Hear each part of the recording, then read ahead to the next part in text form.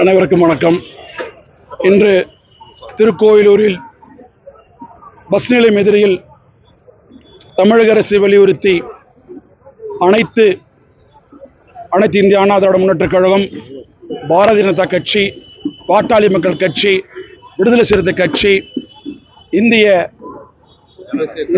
ஜனநாயக கட்சி, கம்யூனிஸ்ட் கட்சி மற்றும் அனைத்து கட்சி தோழர்கள் இன்று ஒருங்கிணைந்து திருக்கோயிலூரினுடைய நகராட்சியை கண்டித்து திருக்கோயிலூரில் அமையவிருக்கும் புதிய பேருந்து நிலையத்தை மாற்று இடத்திற்கு அமைக்க கோரி பொதுமக்களை திரட்டி மாபெரும் கண்டன ஆர்ப்பாட்டத்தை நாங்கள் இன்று நடத்தியுள்ளோம்.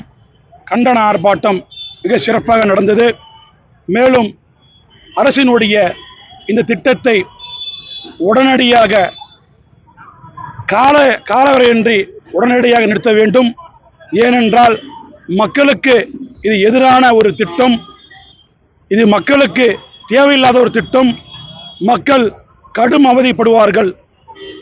இந்த பஸ் நிலையம் அருகிலே 2 ஏக்கர் நிலம் இருக்கும் பொழுது அதை விட்டுவிட்டு திருக்கோயிலூர் நகராட்சி நிர்வாகம் சுய லாபத்திற்காக கோடிக்கணக்கில் பணம் சம்பாதிக்க வேண்டும் என்ற எண்ணத்தில் பொதுமக்களை வஞ்சிப்பதற்காக சுமார் 1300 அடி நடந்து சென்றுதான் தற்போது அமையவிருக்கும் புதிய பேருந்து நிலைய இடத்தை அடைய முடியும்.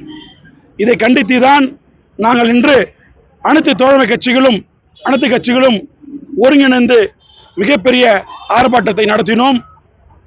இந்த ஆர்ப்பாட்டம் இதோடு நின்றுவிடாது. நாங்கள் சட்ட ரீதியாக அறவழியில் தொடர்ந்து போராடுவோம்.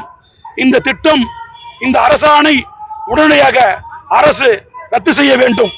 ரத்து செய்யவிட்டால் தொடர்ச்சியாக நியாயமான வழியில் போராடி நீதிமன்றம் சென்று இந்த அரசாணையை நீதி மூலம் ரத்து செய்வோம் என இதன் வாயிலாக நான் தெரிவித்துக் கொள்கிறேன்.